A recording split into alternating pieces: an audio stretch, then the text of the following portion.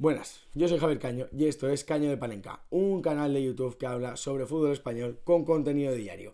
Y como ayer empezó la mejor competición de clubes a nivel mundial, que es la Champions League, y dio el pistoletazo de salida con un gran partido de fútbol, como fue el que enfrentó al Athletic con el Arsenal, hoy tenemos que analizar el partido.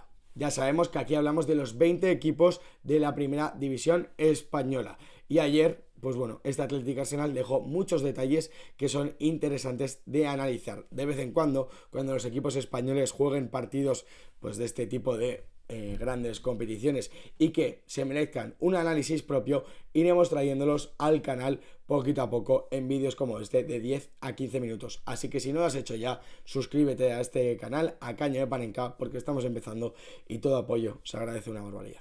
Pero vamos ya con el análisis del partido entre el Athletic y el Arsenal, entre Valverde y Arteta, que la verdad que tuvo muchas variantes. Para realizar un buen análisis del partido lo vamos a dividir en tres partes. La primera va en minutos desde ese pitido inicial hasta el minuto 30. Una parte del encuentro, un tercio del choque, en el que se jugó a lo que realmente quería Valverde y quería el Athletic. Tenían bastante controlados al conjunto Gunner, a un conjunto súper potente, pues en San Mamés la verdad es que sufrieron bastante, o más bien que sufrieron, no consiguieron imponer su idea. Y primero de todo yo creo que es importante recalcar que Valverde y el Athletic no les permitió presionar en ningún momento al Arsenal. Es verdad que el Athletic es un equipo que muchas veces juega directo, pero casi siempre acostumbra a sacar el balón desde atrás con sus centrales y el portero, y ayer no lo vimos prácticamente en ninguna ocasión. Así que esa primera intención que tendría el Arsenal de presionar, Valverde la desestimó por completo. Nos vamos al otro extremo. ¿Qué hizo el Athletic para controlar al Arsenal cuando este equipo tenía balón? Bien, pues planteó una presión bastante clásica del Athletic, que es ese 4-4-2 con el que suele defender el conjunto Surigorri. ¿Esto qué hacía? ¿Por qué conseguía que el Arsenal no le hiciera daño? Bueno, pues en los primeros minutos los dos delanteros de Athletic emparejaban con los dos pivotes del Arsenal, lo cual hacía muy sencillo que el equipo Gunner no pudiera salir por dentro y por fuera pudiera emparejar muy sencillo el Athletic, pues los laterales del Arsenal con los extremos del Athletic y viceversa si cambiamos los equipos. A partir de aquí, en estos primeros 30 minutos, el Arsenal actuó rápido, pasó rápido a línea de 3, intentando salir un poquito más, de manera más sencilla, de manera más fluida. También hay que decir que faltó Martin Odegaard, que en este tipo de labores suele ayudar por dentro al Arsenal. Pero volvamos al partido de ayer. Cuando formaban esta línea de 3, el Athletic tenía dos opciones.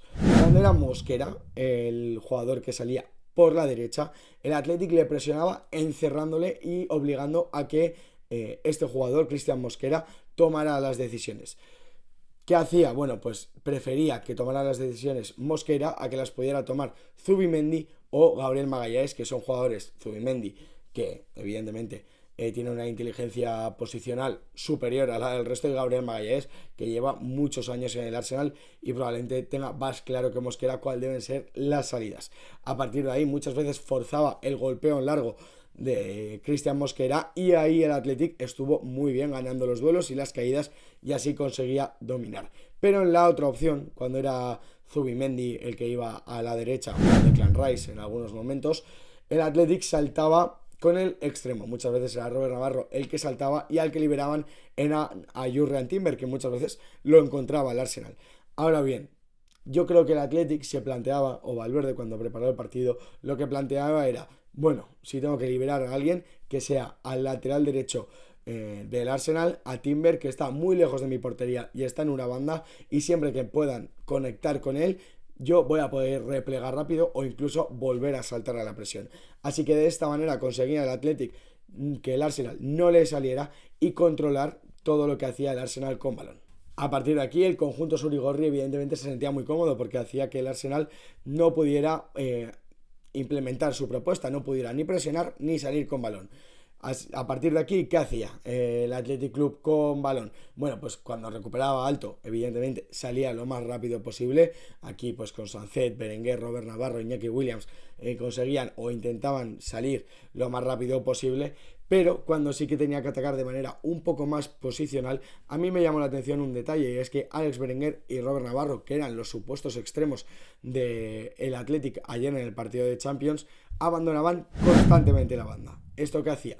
Que en la zona por detrás del doble pivote del Arsenal, ese Zubimendi con Declan Rice, hubieran muchísimos jugadores. Iñaki Williams muchas veces iba al espacio para intentar crear en ese espacio muchas distancias y que ahí se pudieran mover los jugadores de calidad del Athletic, y en esa zona muchas veces se movía un Mikel Vesga más alto o Jaureguizar en su defecto.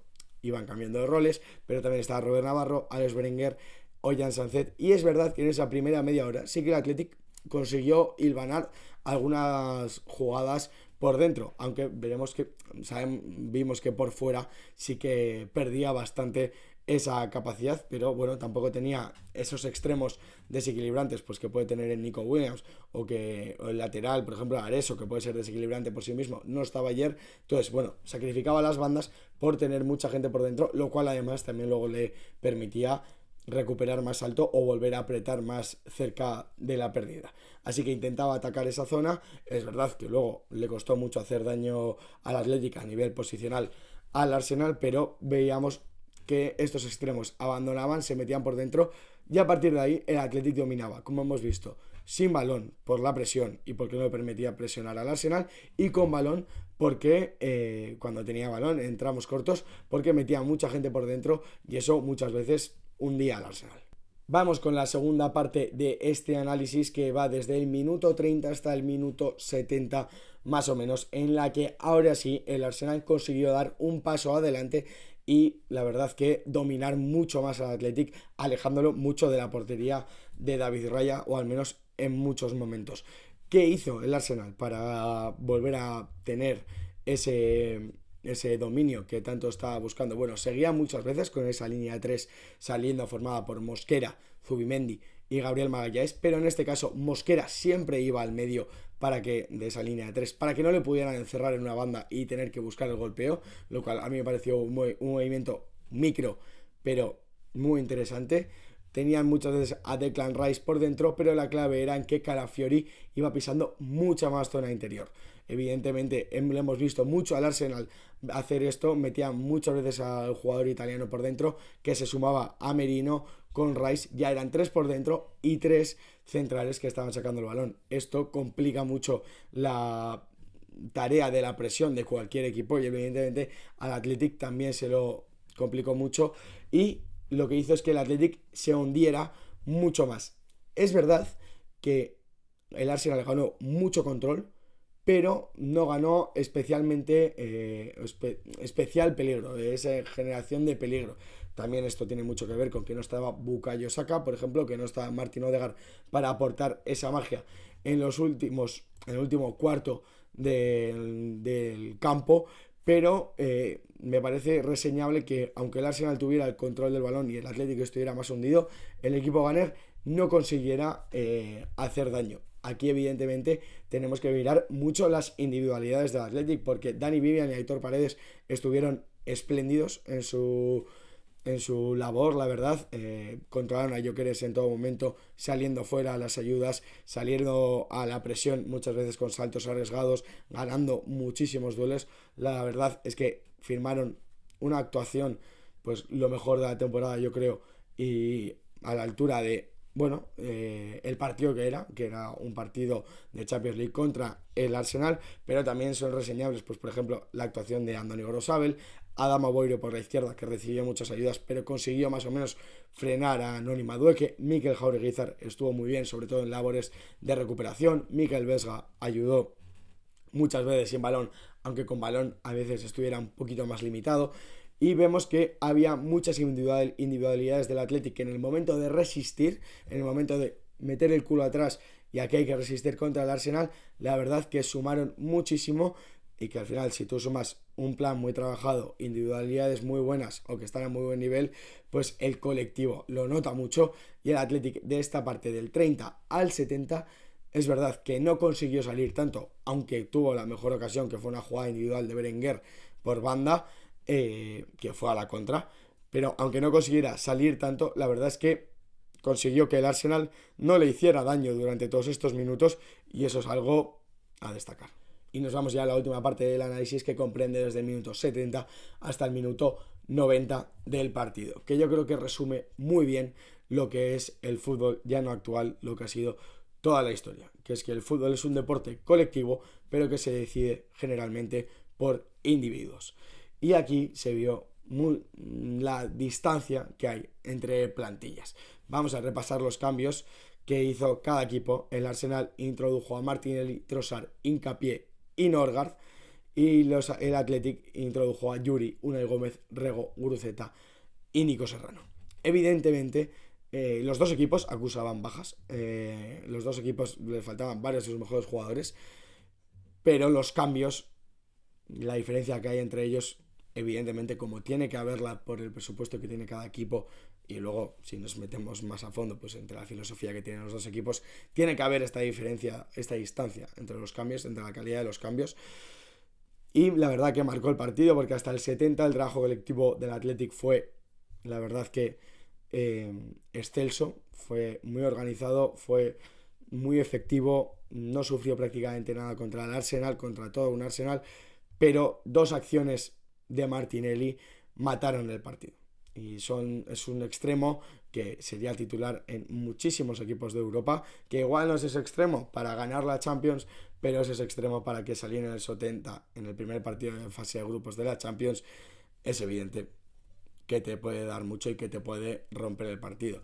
Primero en una contra que va solo él en ese medio campo, recorre ese medio campo, que le gana la espalda a Grosabel, y al final define no especialmente bien, pero bueno, está mejor que lo que está Unai Simón en esa acción. Y esa segunda acción del segundo gol, que va por la izquierda, regatea a Grosabel y deja atrás el balón a Trossard. Como hemos dicho, el trabajo colectivo del Athletic fue prácticamente perfecto en esos 70 minutos, pero dos detalles individuales de una plantilla muchísimo, pero muchísimo, muchísimo mejor que la tuya, deciden el partido y hacen que el Arsenal se lleve a los 3 puntos de San Mamés. Como conclusiones del partido, evidentemente la primera que se nos viene todos a la cabeza es la distancia entre las plantillas, que lo acabamos de comentar. Yo me planteaba antes del partido a ver quién estaba más lejos de su mejor versión por las bajas que tenían. Al final el Arsenal se presentaba con una por línea muy importantes, que era Saliba, Odegaard y Saka, que son probablemente los mejores jugadores en cada zona del campo del Arsenal. Pero es verdad que el Athletic se plantaba sin Nico Williams, que le aleja mucho de su mejor versión ofensiva, y no hace falta nada más que ver el partido contra el Deportivo Alavés del pasado sábado. Pero una vez que no juega Yuri, no juega Galarreta, porque en principio, pues bueno, yo creo que físicamente no estaban como debían estar, y Beñat Prados pues no está para entrar en ese medio del campo. Yo creo que el Athletic está más lejos de su mejor versión que el Arsenal, que tiene dos onces, ha conformado dos onces espectaculares, que es que ayer en el partido Madueque debería haber sido suplente, Mikel Merino probablemente hubiese sido suplente, y todos hemos visto el parón de selecciones que ha jugado, y Cristian Mosquera, que estuvo espectacular ayer, también hubiese sido suplente. Así que ahí vemos un poco la diferencia de las plantillas. El papel de Cristian Mosquera, que también me gustaría recalcarlo, porque creo que el Athletic le buscó mucho.